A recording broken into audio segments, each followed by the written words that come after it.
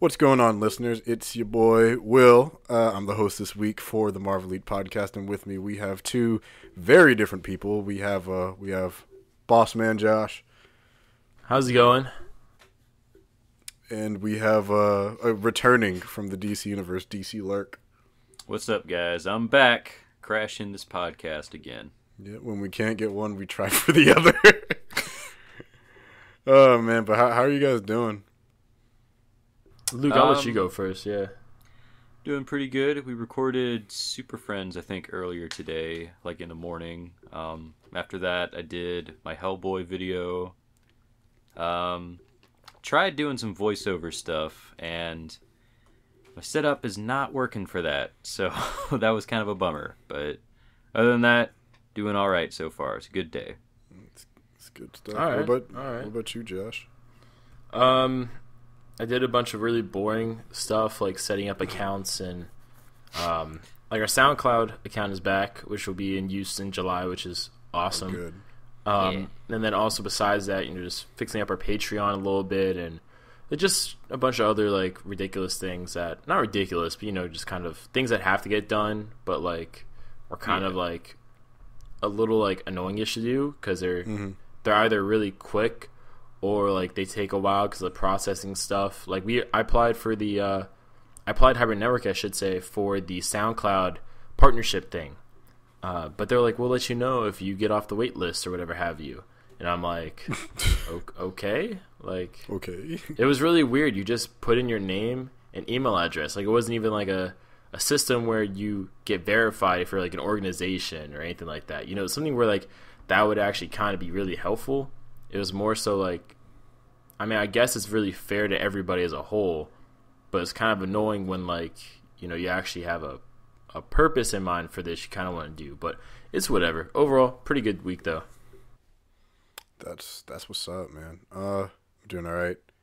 Went back. I had my return doctor's visit today, so my cone of shame is gone, and now I just have this much softer neck brace I can actually take off. Now I can bathe and sleep proper and all that shit. So Hopefully. when we're at BlurredCon, what's BirdCon? When we're at Bird BlurredCon, Clawed. yeah, when we're at Blurred, you're gonna have the cone, right? So we can get like excellent HD signals.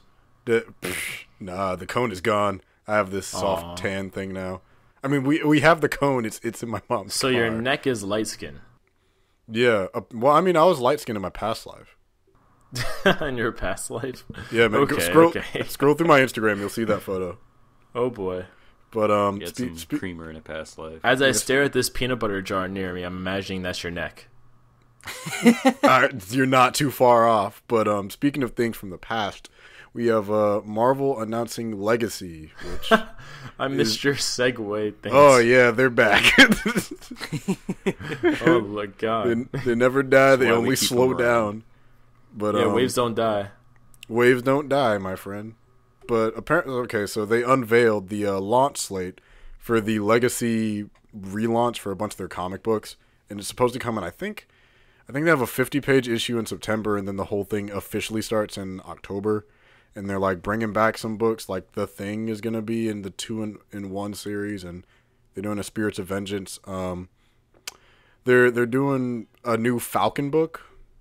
Well, not a new, but like Sam Wilson's returning as Falcon. Captain America is apparently I heard is supposed to be being penned by Ta-Nehisi Coates, the guy that runs that's doing Black Panther now, and he did the crew. I think that's confirmed, more or less. Yeah, because he was saying that he took a lot of inspiration from Brubaker and some other writers on Twitter, and he said that's specifically Death of Captain America. Yeah, it's a good place to start. It was a good kind of breathing area. I think it was a good breathing area for the character. So they could kind of just like basically pretty much jump from more or less wherever they want to in regards to like the source material from the past, because they can either totally reinvent the character and his like rebirth, so to speak, quotations on rebirth, because obviously he didn't actually die. Well, that's basically what this Legacy whole thing is. Yeah, I'm not excited for it. I think it's some bullshit. But yeah, I'm looking at the list because they announced that 50 of them are like, well, basically solicited that are coming out. A couple books got dropped. A couple of them I'm surprised are still around, but I think they're also going back to the old numbering too. Yeah, I mean, I understand the purpose of it. It's basically a poor man's version of DC Rebirth, but unlike DC Rebirth, they're not really listening to what the fans are wanting. And when I say that, I'm not talking about the vocal minority of fans that you see on Twitter and stuff like that. I'm talking about the fans that actually, like, you know, make up most of your sales, which is why, since they're leaving, your books are sinking. You know what I mean? Yeah. Like, it's one of those things. Like, here, I could tell you right now 5 things they could do to make this actually successful. First off, bring Tony Stark back. Like, the Riri Williams experiment is fun and all. Well, I mean, he's going to show up in their Iron Man crossover, but it's going to be a Sorcerer Supreme Tony Stark, apparently. Yeah, but my thing with that is, I mean, it's one thing if you were to build up the character, you know? Yeah. But it's like having, you know, like when DC introduced Black Wally, right? It's like having that happen, that introduction occur, and then after one arc, having Black Wally replace Barry Allen as the Flash. You know what I mean? Like, people wouldn't really take to that well because you didn't really give the readers a chance to either warm up to the character per se or really basically have any chance of relating to the character. I mean, it also doesn't help that all their new characters are like 14 years old. Yeah, and they're all geniuses. Kind of written the same. Like, that's one of my biggest issues. And, like, if this dude, Diversity in Comics, has been, like, slowly burning. Yeah, I've been seeing a lot. He roasts Captain Marvel all the time. He's really roasted funny. The entire dog shit out of Marvel. Like, not just Captain Marvel, every facet of him. Like, my biggest issue with Riri Williams is actually not so much her character, what little she has, but it's that her character already exists and they didn't use her because Rhodey's niece. Yeah, that is true. Who's literally, like, essentially the same character, but not in Chicago. Because she's a super genius. Yeah. Well, the only difference... They could have... Which is like, you've done that, or the other fucking character, Tony Ho, that exists, and they just decided not to use her. Wait, no, they could have done both. Lady. That would have been a dope team-up. But she's Iron Patriot now. Yeah, but they should have used her to replace Iron Man instead of just making up a character. Yeah, and then you make... Then you make his niece like new War Machine or new Iron Patriot. Yeah, because Rhodey's dead. She should have picked up the War Machine man. There's a oh god. I honestly think so. Yeah. So going off what you said, let's be honest though. The only difference that actually matters, and the reason why they didn't use Rhodey's niece, is because that wasn't a character. You know, that wasn't a character. Sorry, created by Bendis. Yeah. Obviously, Bendis being for I don't know why. But he's some sort of powerhouse writer, I guess Marvel thinks. Even though his books are either hit or miss, I'll give him that. They're extremely hit or miss. It's very small that he has like a really kind of good line. But the only reasons his books are hits, I've noticed, is because they're characters he's created in many instances, or their universes his characters are involved with that he has like 90% of control, like the Ultimate Universe per se. That basically gives him freedom to do whatever he wants. He doesn't have to be responsible for previous canons, continuities, whatever have you. And that's the only reason why those books are hits. Like, if you read his Defenders series, if you read Ultimate Spider-Man, it's good because he has the freedom to do whatever he wants. And I think that's the biggest issue. Like, Riri Williams, he can do whatever he wants. But even still, it's like, Yeah, I was saying that the problem is that his style of writing really clashes with literally everything else around him. That's why it was better when he had the Ultimate Universe, and then they decided during Secret Wars to get rid of it, which I don't particularly know why. It's not like it was selling poorly. And like looking at the list of books that they're saving, I'm surprised America is still around because I've heard nothing but bad things about it. I looked at a couple of pages of it. The writing is... Man, America's a really interesting character, but they basically SJW'd the shit out of her. And I'm on Tumblr. I see those people. I know how they speak. Who's writing her? Who's doing that one? It's an unknown. Okay. Let me see if I can find it. Yeah, the biggest problem is the biggest problem is that you kind of hit on the head. I mean, they're trying really hard to be very politically correct. Which is actually kind of ironic because usually when people bend over backwards to be super politically correct, that's usually because they're not. It's just like how like a really racist person or just a racist person in general might say something and then be like, but I swear I'm not racist. You know what I mean? Like, yeah, but I'm not racist. That's kind of how it comes off because, I mean, yeah, it's like just like female Thor, which is actually really funny because you guys were laughing at this. I found the comic from way back when Jane actually became Thor for an issue, and she wasn't called Thor, but I mean I'm not even going to. Oh, wait, with the like super campy misogynist villain. Yeah, but my thing is, so yeah, bring Tony back as Iron Man. You can keep Riri Williams, like have her be like kind of his like protege student thing, but just don't make her a hero yet. One, I think she's too young to be a hero. Also, Civil War 2 was one of the biggest mistakes I've ever seen. One of the biggest blunders I've ever seen in Marvel in recent history. Yeah, most definitely. Also with Thor, you could keep Jane Foster as Thor, but I feel like they really missed an opportunity for like when the Ultimate Hammer was like revealed to be found. That should have gone to I guess Guy Thor. I guess that's what I'm gonna call it. Odinson, whatever. That should have gone to him instead of, I think Volstagg got it, and he's the War Thor. True. Which is, I guess, cool. But I mean, in all honesty, if you want your Thor sales to even go higher, give Thor his hammer and make him Thor. Maybe that would work. Yeah, like a Thor. The third thing I would say is Captain Marvel. Stop pushing her so hard. It's one of those characters maybe no one asked they want her for. to be Wonder Woman so bad, and it's more hit or miss than Bendis' writing.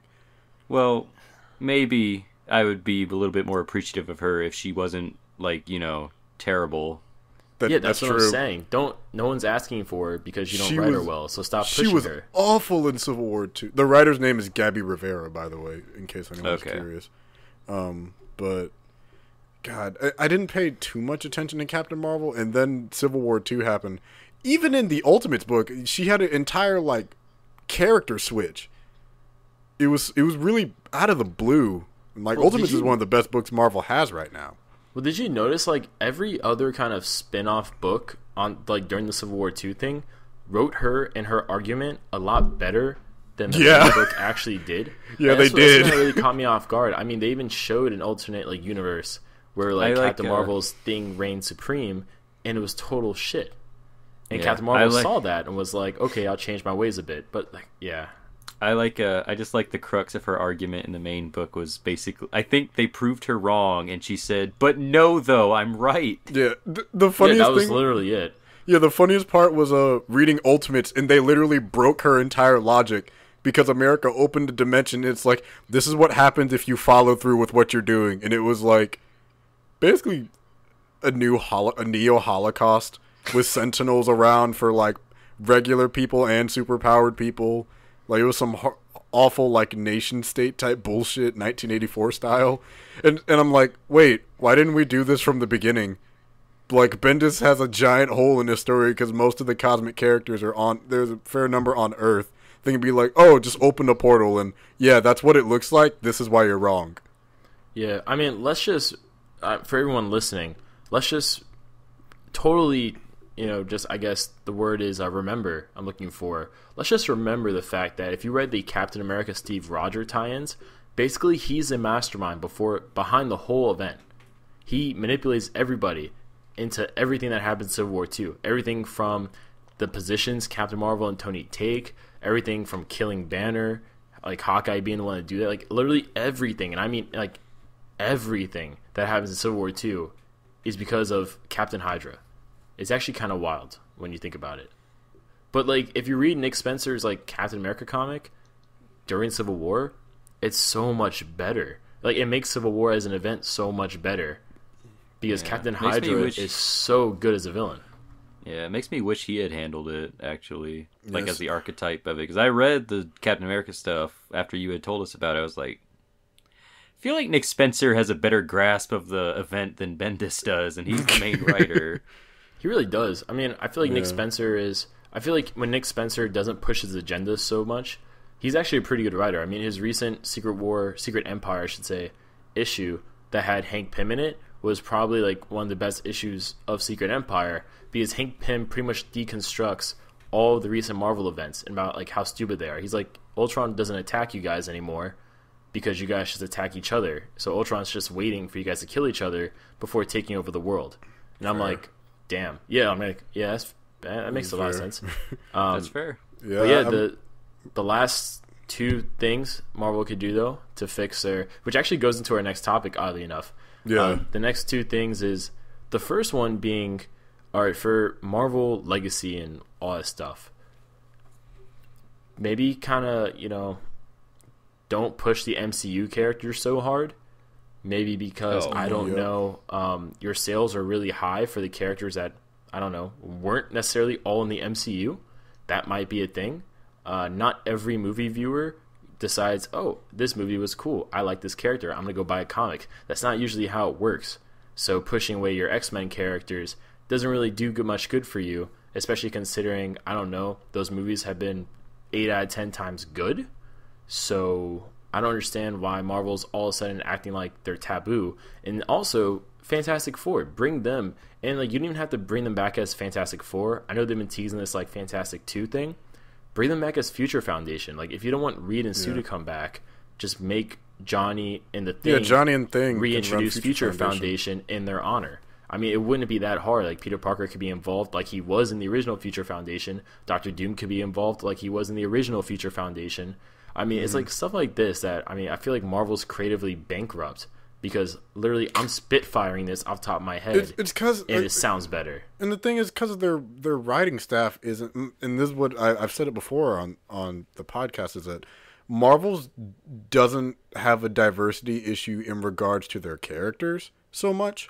Their diversity issue seems a lot more with their writing staff. At least from my point of view. Because, it is. Yeah, because they have so many people on so many books.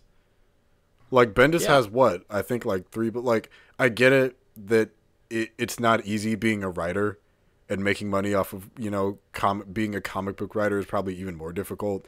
So that's probably why they have some people on multiple books. But at the same time, like, if you want people to tell different stories, get different people other than having the one black dude and the one Muslim woman and all the other white guys. It's like, oh, and the one Latina writing the Latina character. I'm like, just, and that all, remember when, and we were talking about that earlier this week with the whole Blade thing about the canceled Blade book that had a really interesting premise of Blade having a daughter. But no, Tim Seeley's too white. Yeah, Tim Seeley's white. He can't tell stories about a black vampire. I'm like, I don't give a shit. Yeah, no, take him off the book. No, yeah, it's like, too white, because Black Panther's never been written by a white guy. Not like he was invented by two.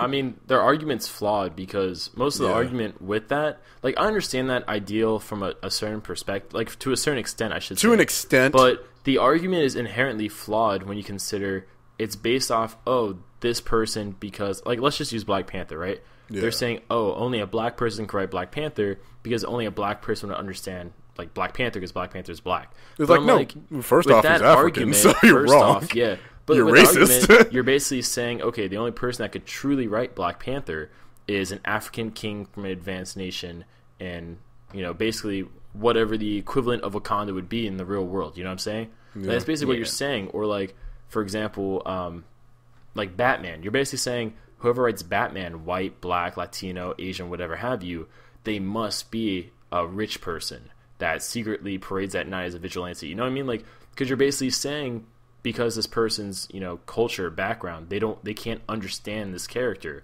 which is why I said to a certain extent, I can understand, like, Luke Cage and all that stuff. I can understand maybe preferring to have a black person write that, or I can understand, like, the Chinese Superman they have. I can understand having an Asian writer, preferably of Chinese descent, writing that. Like, I can understand stuff like that, but to a certain extent, it does get a bit ridiculous. Yeah, but like, I don't. Well, I mean, just the fact when you cancel a book on the premise, this guy can't possibly write this character. Like, he's not allowed. Can't do it. Not allowed. No, I just want to say, Totally Awesome Hulk, by the way, is also a really good book. At the moment. Is it? Yeah. So is actually New Superman. Coincidentally, both those characters are Asian. I just want to say the pretty cool representation there of Asian superheroes on the. I remember we called that Hulk way back in like the second episode. We did. We jokingly said, "Watch Amadeus Cho become the new Hulk." Yeah, we haven't revealed it yet, and oh shit, it actually happens. Yeah, I think we called that one of the episodes might be called Amadeus Cholk. I think it's like episode 3. But Amadeus Cholk. Yeah, let's slide it. And Josh brought it up, but yeah, slide into that next topic about. So some gaming news. So Marvel Heroes, the famous MMO that everybody plays, that I used to play. So apparently, due to the company's Gazillion, the company behind the series, they posted recently, under Gazillion's renewed licensing agreement, we do not have the rights to continue selling these characters moving forward. And it notes, however, players who have already purchased or unlocked any of these affected characters and costumes before July 1st will be able to continue playing them as usual. And the characters are the Fantastic Four and the Silver Surfer. And and there's another part of the article that actually has to do with the mutant thing too. And kind of going back to Josh's point about not letting the movies affect the products that you make. Like, we got some X-Men toys recently, I think for Marvel Legends, I think a couple months back. But at the same time, this Mike Evans from Capcom said, you're a modern Marvel fan, maybe they don't even remember some of the X-Men characters, but they know some of the Guardians characters or Black Panther, you know what I mean? First of all, Marvel vs. Capcom 3 came out in, 2010? Like 2010 or 2011. Within the past decade. Stuff. Yeah, very recently. And two, we had 2 X-Men movies last year. So don't try to bullshit me that people don't know X-Men characters. I just gotta say, hold up, because I love Marvel vs. Capcom. I don't know what this guy was saying. I assume that they want to try to dance around this subject as much as possible. I think they're really trying to, but everyone's like, hey, where's all of them? Even I expected at least Deadpool and Wolverine. Yeah, but here's the thing. X-Men are the backbone of this series. This all started back with X-Men Children of the Atom and X-Men Cross Street Fighter and shit. Mm-hmm. X-Men are the hallmark of the series. And to say that nobody would know these characters as much as Guardians or something like that, or these MCU characters that are coming out, sure, but I mean, you're telling me you don't think anyone would remember Wolverine or Magneto? Wolverine just had a movie. Not only that, yeah, we just saw him. Not only that, there's another quote I think in that article where the guy was like, "Oh, and people only like Magneto because of his triple dash format, but Ultron has that and Captain Marvel has that, so just use them." But again, trying to push Captain Marvel. That's not true at all. People want to play as Magneto because they like Magneto. They don't care that he has a fucking move. The professionals do care about which character they use in their strategy to that, but they're not your only audience. The casual people want to play it because they want their characters in it. Part of the reason I wanted MVC3 is because Dante was in it. Yeah, I mean, not only that, the casuals, sure, but there's a lot of people that love this series so much, and they just want characters that they like in there. They don't care that so-and-so has a triple dash that, oh, well, Magneto's not in this, but, fuck that. Ultron's got a triple dash or whatever. Who cares? That's not the case at all. People like Magneto. They want to use Magneto. They don't care about the moves that he has. Yeah. And in regards to the Fantastic Four being removed and everything, I think that's dumb. It's not Gazillion's fault. They can't do anything behind it because that's their licensing agreement. They got renewed, meaning they have no real control over who they can and can't sell. So I mean, if you have them now, good for you. You have them forever unless you delete your data. But the crappy thing is, it's I know somewhere out there in the world there's 2 Fantastic Four fans that still exist and are very vocal about their passion for the characters. And I think it's fair to say that those 2 people deserve to have the five characters got taken out of a game just because of a licensing agreement that probably has something to do with the movies. I mean, yeah. Almost certainly. Because, even in the comics, you don't... I mean, you see Johnny sometimes, but he hangs out with the Inhumans. You see the Thing sometimes, occasionally with the Guardians. I don't think I've seen Reed. I'm not talking about the Maker. I haven't even seen him in a while either, but I haven't seen Reed, his kids, or Susan since the end of Secret Wars. No, I mean, they're off making planets. They're off being God.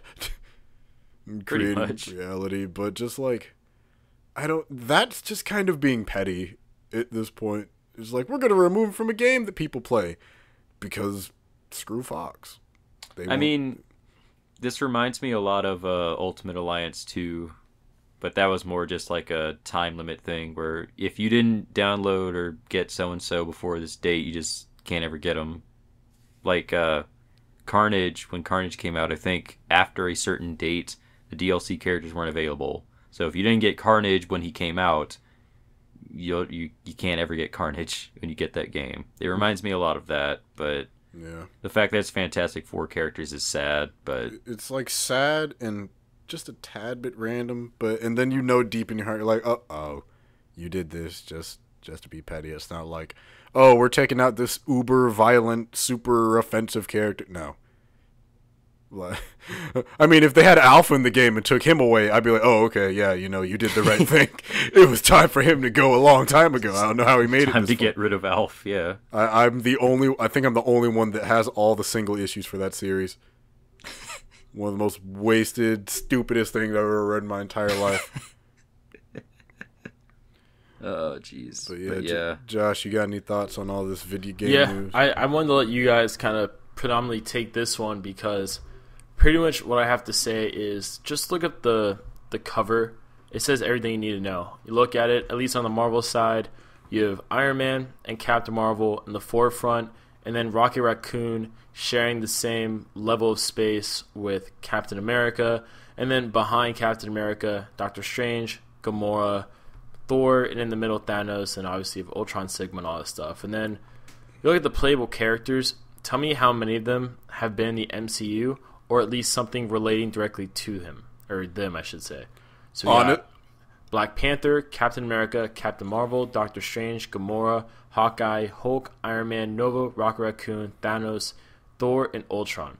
Every one of those characters have either appeared in the MCU, or Nova's case, the Nova Corps has appeared. So it's like one of those situations where, and then also if you look at it like Ultron, Thor, Thanos, Rocket Raccoon, Nova, Iron Man, Gamora if they give her guns, Doctor Strange, Captain Marvel, those characters, and you could argue Hawkeye with his arrows too, I guess, but those characters pretty much have weapons, like they can like shoot with gauntlets or stuff like that, and things like that. So I mean, the diversity of characters is just on the surface level pretty lacking. I mean, I know they can change, their stuff, but yeah, but like it's also really shitty that they made Black Panther DLC. Like, really, man, you couldn't throw him in the roster.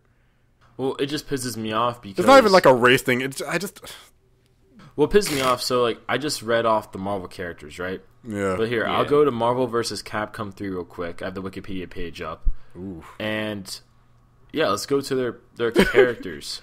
That I mean, like Captain America, Deadpool, Doctor Doom, Dormammu, Hulk, Iron Man, Magneto, MODOK, Phoenix, Sentinel, She-Hulk, Shumagorath, Spider-Man, Storm, Super Skrull, Taskmaster, Thor, Wolverine, X-23. I mean, that's a pretty diverse roster. I mean, correct me if I'm wrong. I don't even think that's the whole roster either. I mean, yeah, I don't know if that includes downloadable characters. I mean, I don't think that's the ultimate one, but still, that's a boss-ass roster. Yeah, I mean, it's really extensive. So, I mean, I read this off the Wikipedia page, so if I missed any characters, it's because they're simply not on the Wikipedia page. Yeah, but still, it's the still difference cool. is there, But it's not even like that. But like, you can tell a clear difference in surface playstyle. I mean, characters like Wolverine, X-23, they're gonna play a lot differently than Magneto, or Dormammu, or Deadpool, or Shumagorath, or She-Hulk. You know what I mean? Like, that's really cool. Yeah, like, that's really cool. Super Skrull has a lot of diversity just on the surface level. So does Taskmaster, if they incorporate, in regards to incorporating his copying abilities. But like, you lose all that when when most of your characters pretty much can just, like, they have blasters or they have energy projection or guns. You know what I mean? Like, it just, I don't know. My thoughts on it is, I think it's stupid. There you go. Yeah. Speaking of stupid stuff, slide on to this last topic. I'm going to do a little movie talk here. We're going to start with, movie and TV. We're going to start with, so tomorrow the trailer is supposed to drop, but I think Tuesday we got our we got our second, I think it's our second official poster for Inhumans. It's the second. The second, yeah. Medusa looks continuously bad. I got to get that. I'm sorry, man, because I looked up I scrolled past the picture, and every time I get just dumbfounded.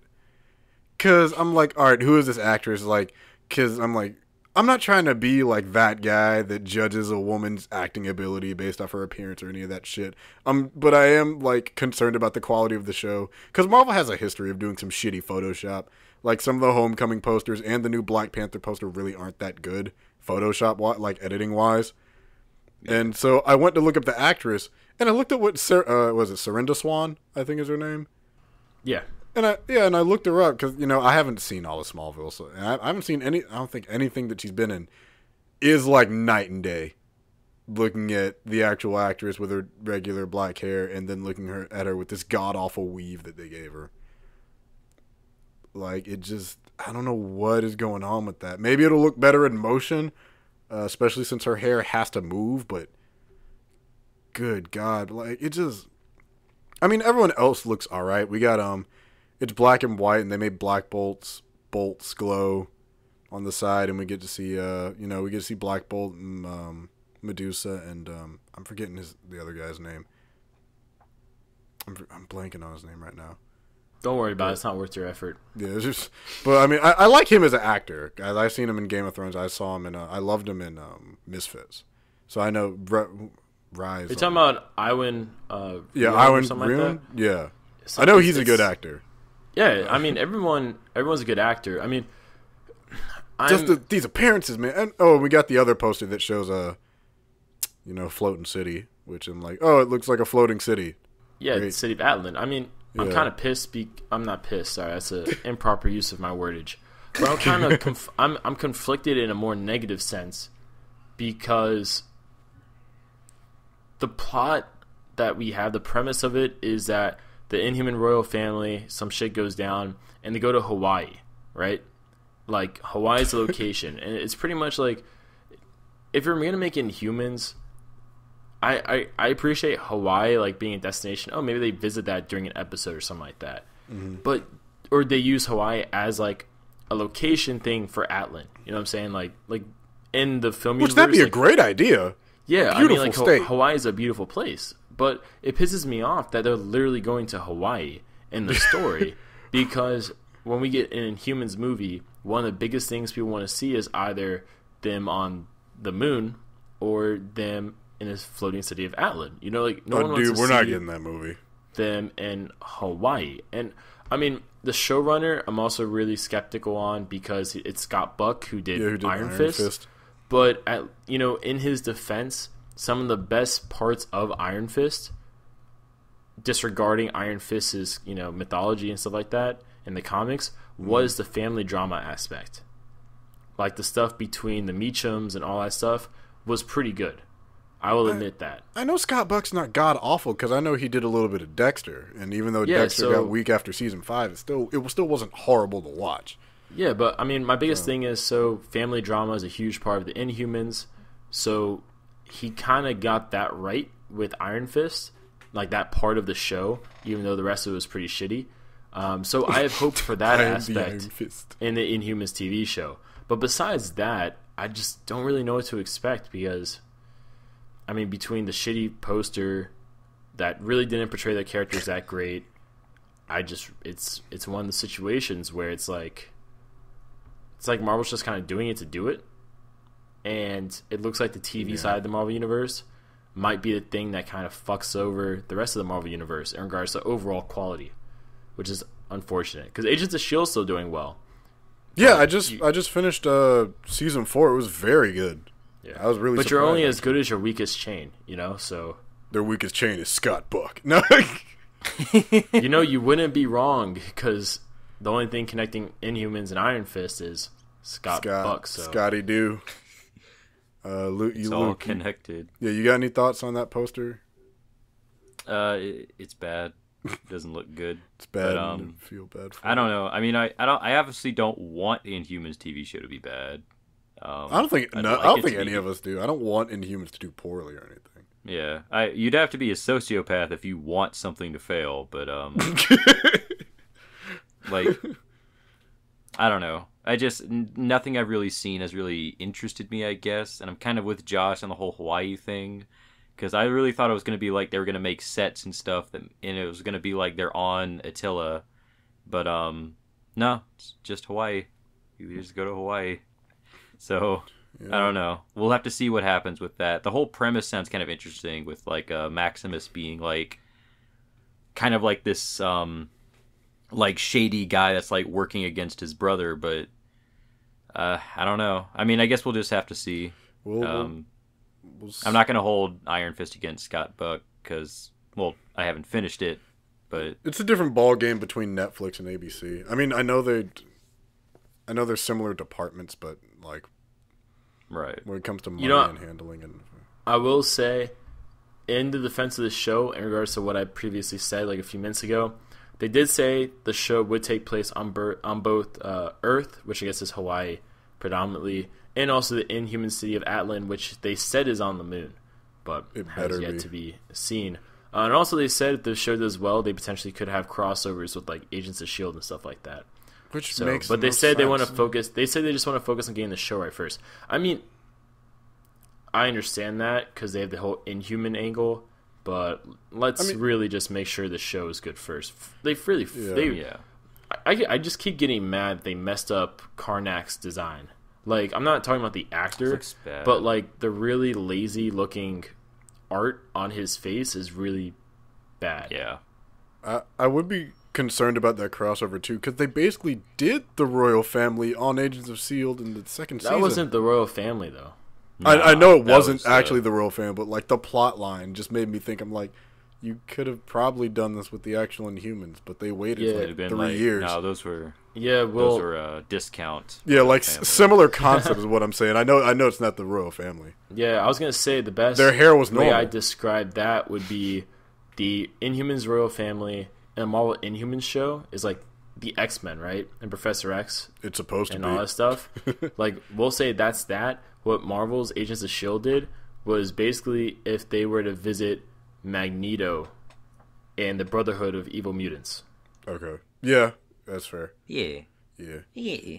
But we wanted to talk about this before we got to questions. Everything is our prediction for Homecoming, and I have to. So apparently, news dropped today, and I have to just take over for a hot minute. That apparently they were considering having Nick Fury be in the film instead of Tony Stark, and I'm wildly upset about that because Why? Because I would much rather have Nick Fury than Tony Stark in that movie. But it wouldn't have worked with what they did with S.H.I.E.L.D. Well, and essentially the problem is that it would have turned him into Ultimate Spider-Man, which is already what they're doing. Why not just go all the way? But Like, I would have preferred Fury as well, in all honesty. I know don't- it probably wouldn't have worked, but I don't like I mean, the angle. I mean, guys, they're don't make me pushing be with the Tony. person to say I would have not. Well, go ahead, man. Well, I mean, speak your you piece. can see that. Well, here, Yeah, I'll- I'm not. fine. I'm not I'll- mad at you. I don't like the way they are handling the marketing for all of that, I mean, I well, just- and the influence that Tony is having on Peter's life because I it's mean, way Luke, too go- extensive and it bothers me.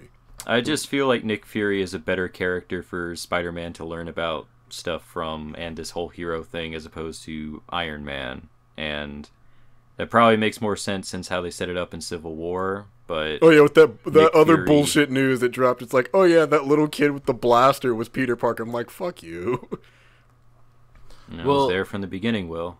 well, the reason why I 'Cause retcons wouldn't don't have exist. preferred the Nick Fury angle is, while it is more like Ultimate Spider-Man, which I do like, it wouldn't have worked because Ultimate Nick Fury and Samuel L. Jackson's MCU Nick Fury are at totally different places. Like, this would be like if so let's say Spider-Man Homecoming happened right after Avengers instead of like Civil War, that would work because Nick Fury is still in charge of S.H.I.E.L.D. He has all the resources S.H.I.E.L.D. gives him, and like, so all that stuff would work, right?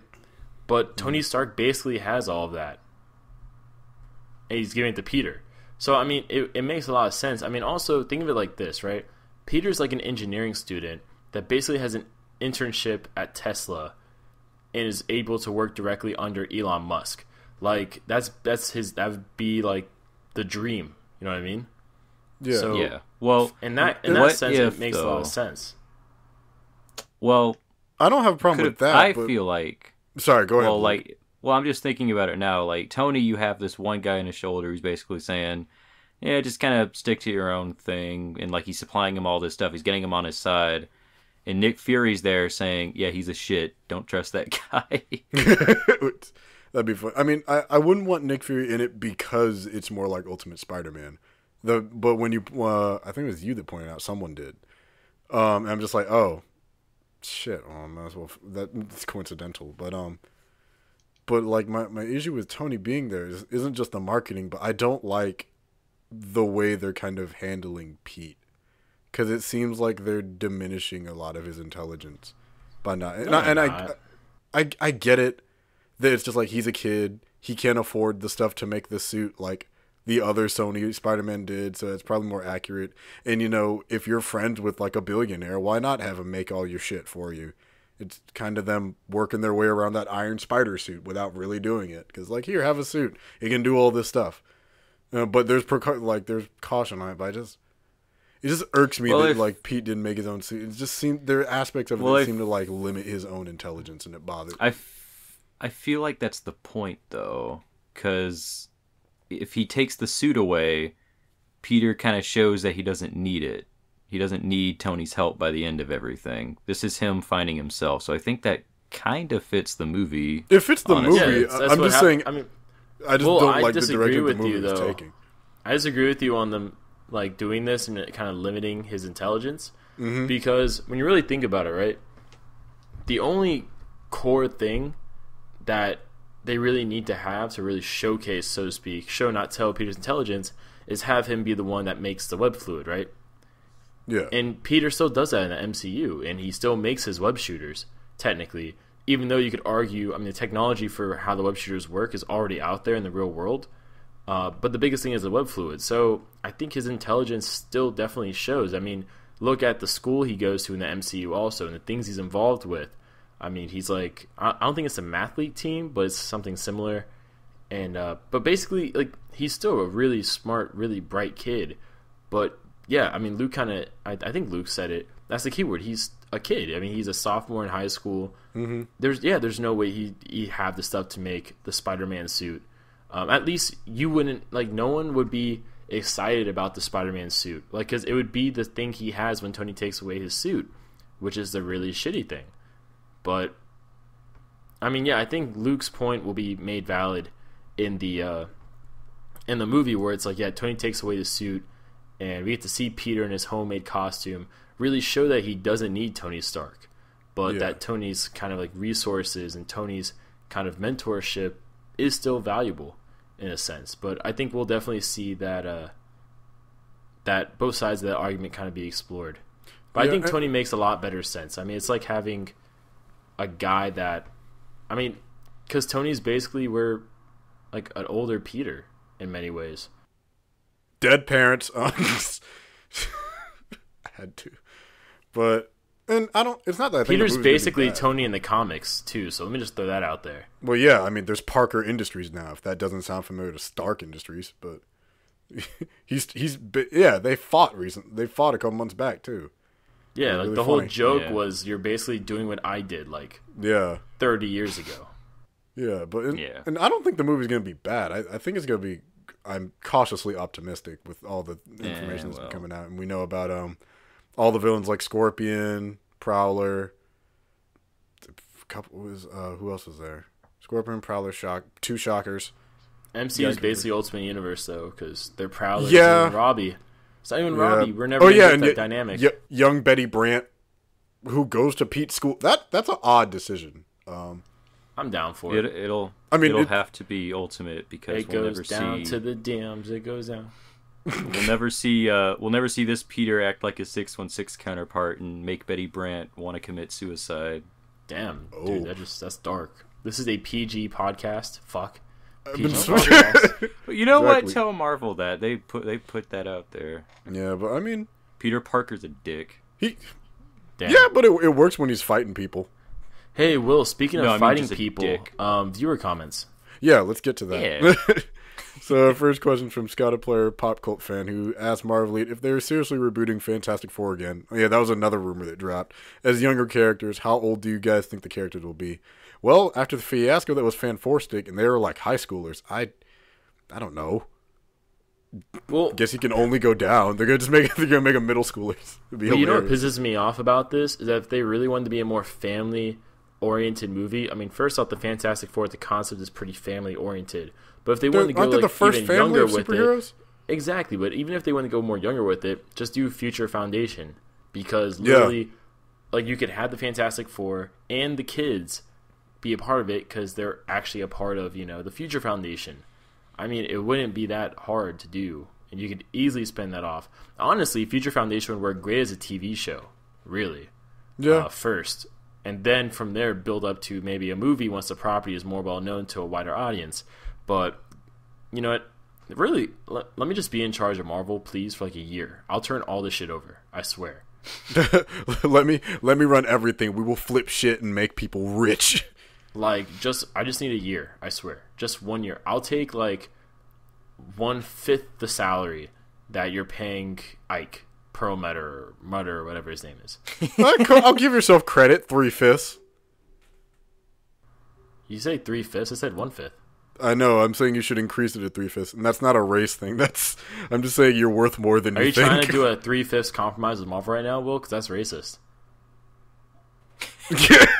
I'm about to be racist against. It's like, no, you're worth more than 1/5. SCW, You can PC, Marvel will never do that.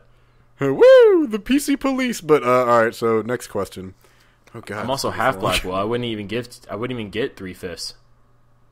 Damn. So. Yeah, you'll get more than me. But still. Anyways, next question. Hey guys, what are your thoughts about if instead of the Sony Spider-Verse, being connected with the MCU, they could create a separate universe with Miles Morales, which they're kind of doing with the 2018 movie. That would eliminate any confusion or future issues with their arrangement that would result in another reboot, increase diversity with the genre, and bring this fan-favorite character to the big screen in live action. If the general audience is smart enough to recognize that the CW Flash and the DCEU Flash are in separate worlds, and the MCU Quicksilver and the X-Men Quicksilver are in separate worlds, then we're fine and could possibly get excited about 2 Spider-Men in separate worlds, especially since they're different characters of different ethnicities, and the Sonyverse seems to be aiming for more mature films. If not Miles Morales, perhaps Spider-Woman, if the side character is going to be featured in the forefront over the atypical superhero, then it could... There's a lot more to that. But Bob Husamem, thank you, Bob, for that question. It wouldn't work. The budget would be too high for the potential returns. They wouldn't be able to secure a projection that would make it worth a live action, which is why they're doing an animated Miles Morales movie. Yeah, and look, I'm... kind of to not do Miles, I've said it before, I'm going to say it again, do Anya Corazon, who's apparently showing up in the new cartoon. Stop giving Bendis money. No, he didn't make Anya. No, Anya's but his cool. royalty rights for a Miles Morales live action movie would be so huge. Do Anya, dude. You know how many audience you could get with a young Latina superhero who's actually super interesting? Yeah, she could be played by Becky G. I love Becky G. She's amazing. Sure. Yeah, sure, why not? She's not bad. She wasn't bad in Power Sure. Rangers. I don't see what... That'd be cool, actually. Yeah. Becky G for Anya. Let's get it... For Aranya. Becky G for Aranya. Hashtag Becky G for Aranya. Get it trending on Twitter. You just roll your R's, But too. I would honestly love to see that way more. Say what? Nothing. I thought you rolled your R's when you said her name. I was like, I see you, Will. All fancy. I did. Yeah, Aranya. It's impressive. It is impressive because I speak French. But what do you guys think? I'll be right back after Gratzum. You guys answer this question. All right, so the next question, which is actually a pretty good question. I like it. Can you guys pitch your own version of Avengers Infinity War? Luke, I'll let you go first, but here's the hard part. You only get a minute. So you're just pitching the plot. You're just pitching the plot, not the characters involved. Just the plot. Okay. Ready, set, go. The basic plot is the Avengers are contacted by the Guardians. They tell them Thanos is coming. Thanos is arriving. He's looking for another gem.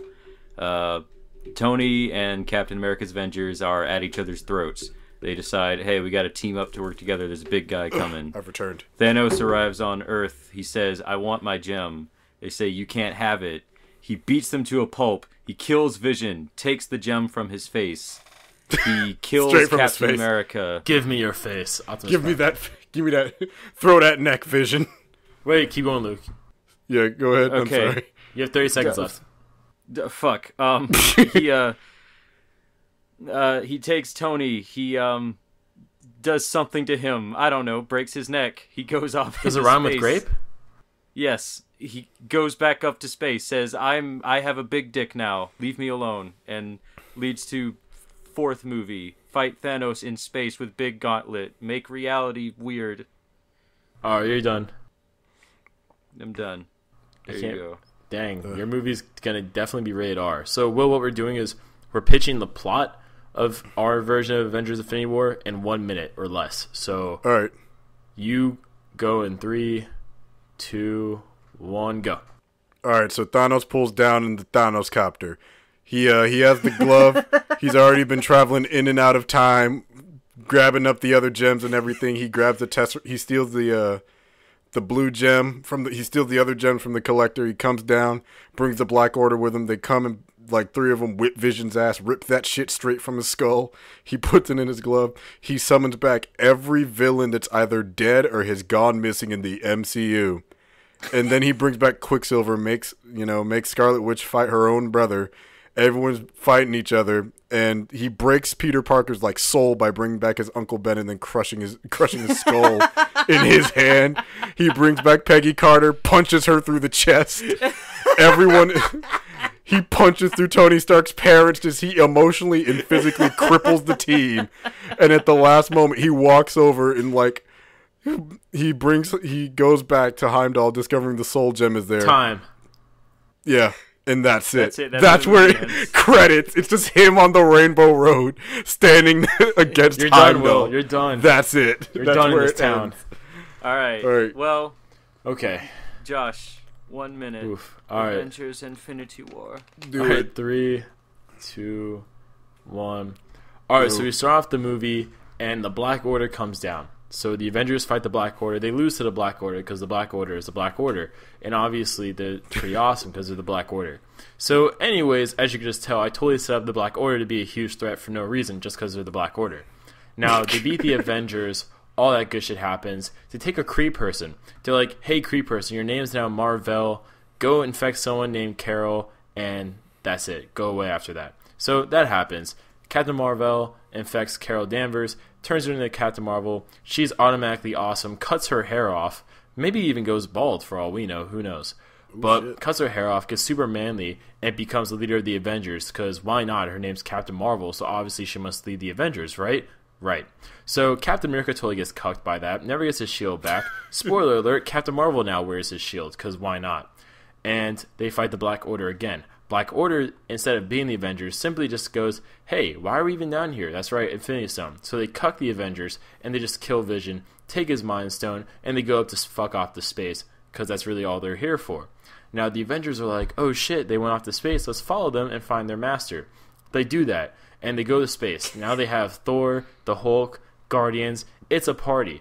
Guardians are eating chimichangas. Deadpool just happens to be there. We don't know why Deadpool's there. He's just breaking the fourth wall and he's there because, fuck, why not? So they're all having a party. They're playing Hooked on a Feeling, and they're fighting the Black Order. Because really, this is what my whole movie surrounds itself on. And then finally, they beat the Black Order because Star-Lord realizes, oh shit, I'm half, celestial, so fuck it. So he does that, and then there's a chair. And everyone's like, why is there a chair? But it's a rolly chair. It's not just any chair. It's a rolly chair. And guess who rolls around in that chair? Thanos. Oh my god. And then that's where the movie ends off. With Thanos, wait for it, getting out of his chair.